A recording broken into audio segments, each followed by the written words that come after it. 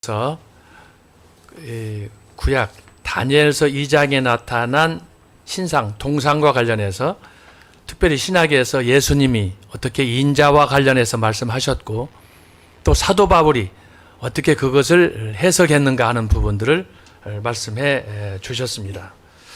특별히 오늘 그 교수님들이 주신 말씀 중에 중요한 것은 처음에 우리 손은배 교수님께서 지적하신 것처럼 어떻게 우리가 성경을 어떤 역사적인 관점에서 봐야 되느냐. 여러분, 순환사관, 직선사관. 여러분, 그 중요한 그 말씀을 기억하시고 그것이 어떻게 변순부 교수님께서 주셨던 다니엘 구약적 관점에서 어떻게 그것이 이루어져 갔느냐 하는 것을 말씀해 주셨습니다. 그리고 조금 전에 우리 김철원 교수님께서 말씀을 주셨는데 전체적으로 종합하면 제가 생각할 때 이렇습니다. 지난주에 다니엘서 2장에 나타난 신상, 소위 동상과 관련해서 우리가 첫 번째로 기억해야 될 것은 뭐냐 하면은 경계를 삼아야 된다. 제가 지난주에 말씀을 드렸습니다. 경계를 삼아야 돼요. 왜 경계를 삼아야 됩니까? 요즘에도 저와 여러분 종종 꿈을 꿉니다마는 대부분이 내가 꾼 꿈, 혹은 주변에서 이런 꿈 얘기들을 듣고 나면은 대부분 자기 자신 황홀지경에 빠져요. 혹시라도 무슨 좋은 일이 있지 않을까. 그래서 어떤 사람은 심한 경우에 로또를 삽니다. 아주 길조라고 하는 거죠. 그런데 지나고 나면 대부분 남는 것은 없어요. 껍데기밖에 없어요.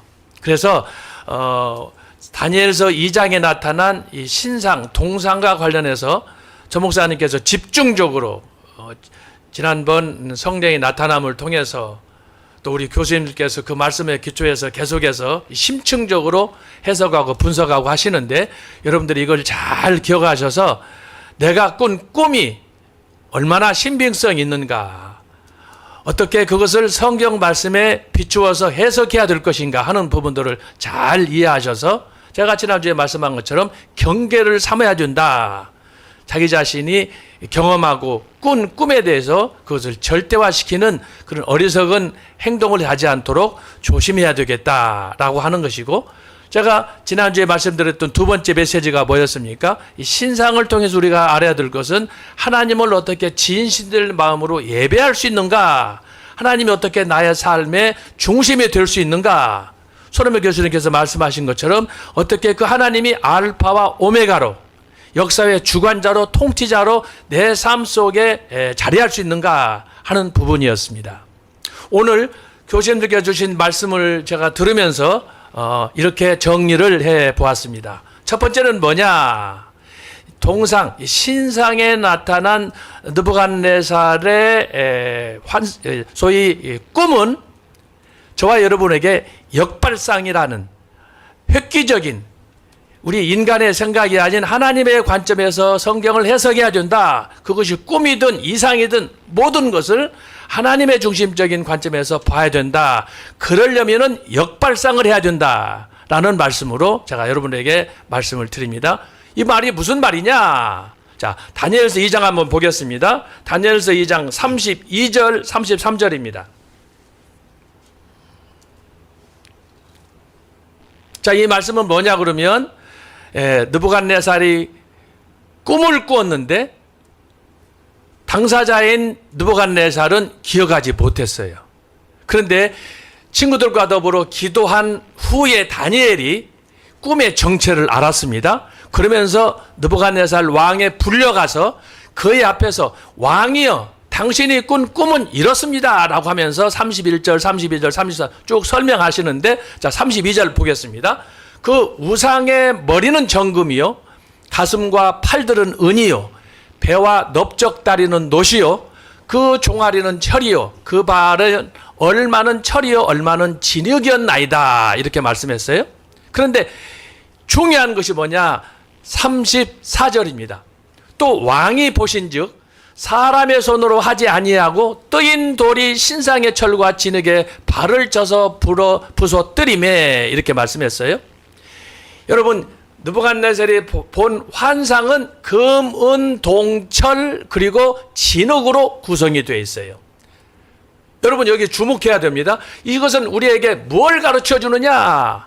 세상에는 변화무쌍한 금나라, 은나라, 동철나라, 철나라, 진흙이 이렇게 함께 섞여져 있지만 이 모든 나라의 소위 흥망성쇠는 하나님이 다스리고 있다. 그 핵심이 뭐냐? 하나님으로 돌아가야 된다. 이것이 바로 역사관에서 말씀하셨던 우리 또 교수님들이 오늘 말씀을 통해서 주시고자 하는 핵심 포인트입니다. 역발상이란 뭐냐?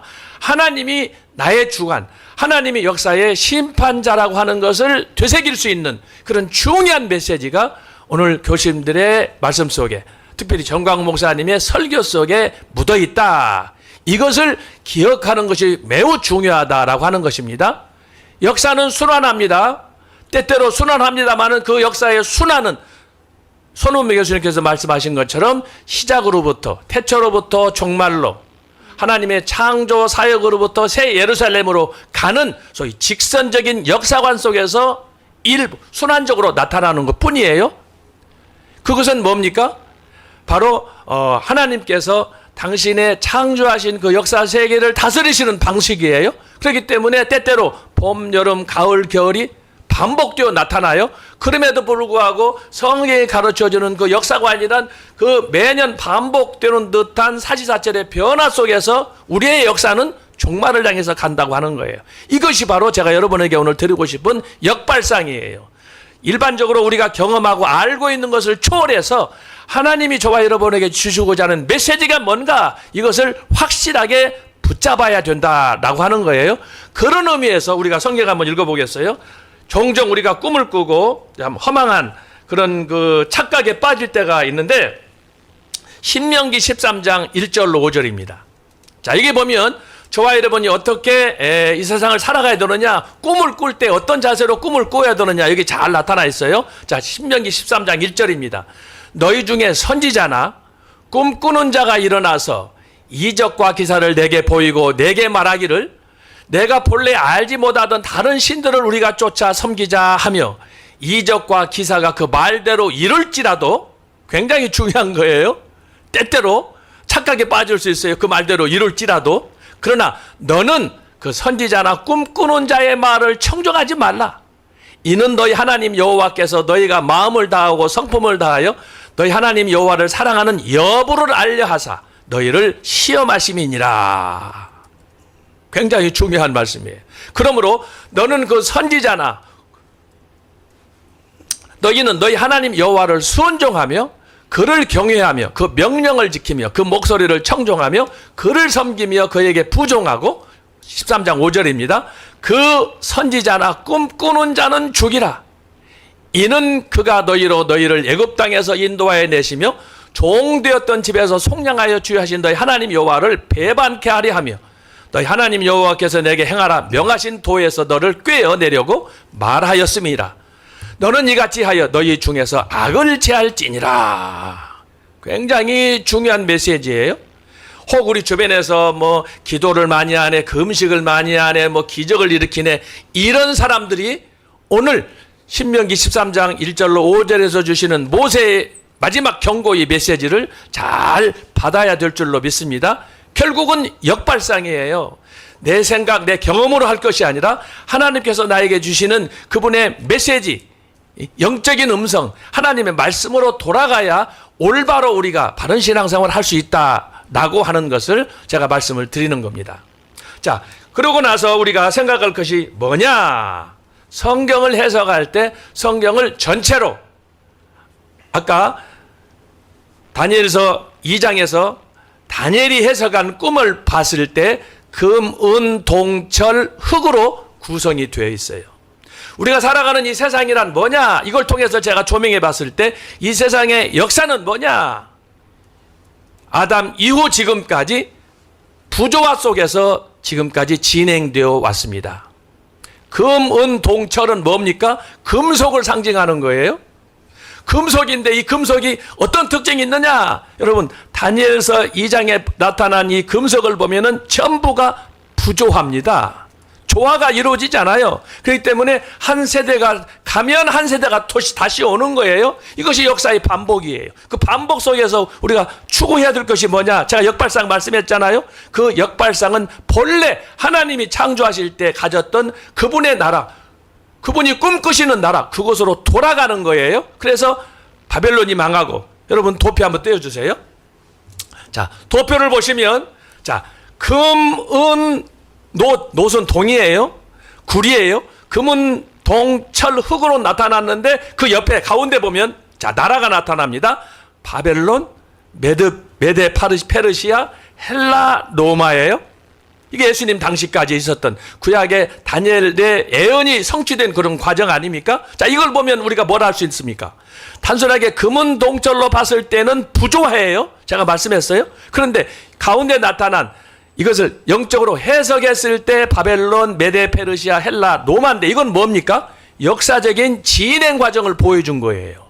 그런데 저기 나타난 것이 뭡니까? 바벨론과 메데 페르시아, 헬라, 로마는 전적으로 부조화예요. 한 나라가 흥하면 한 나라가 망하고 다른 나라가 오고, 그래서 다니엘이 느부갓네살 왕의 꿈을 해석할 때 이제 당신의 나라도 얼마 남지 않았다, 교만하지 말라, 그것을 메시지로 주는 거예요. 그런데 그걸 거부해가지고 다니엘서 3장에 가면 신할 평제에다가 신상을 만드는 거예요. 이거 하나님의 명령을 거부하는 거예요. 이거 반역 아닙니까? 그래서 오늘 저 메시지를 통해서 오늘 주제가 동상에 나타난 계시가 핵심이에요. 금, 은, 동, 철이에요. 다음 주에는 우리가 나라별로 바벨론, 메데 페르시아, 헬라, 로마를 우리가 살펴볼 텐데, 오늘 이 말씀을 통해서 여러분이 아주 중요하게 집중해야 될 것은 뭐냐? 금, 은, 동, 철은 금속의 한 부분으로 나타나는데 저것은 전체적으로 주는 특징이 뭐냐? 부조하다. 부조하라. 조화가 될 수 없는 거예요. 제가 옛날에 말씀드린 적이 있는지 모르겠는데 저희 아버님께서 시골에 농부셨는데 고생을 많이 하셨어요.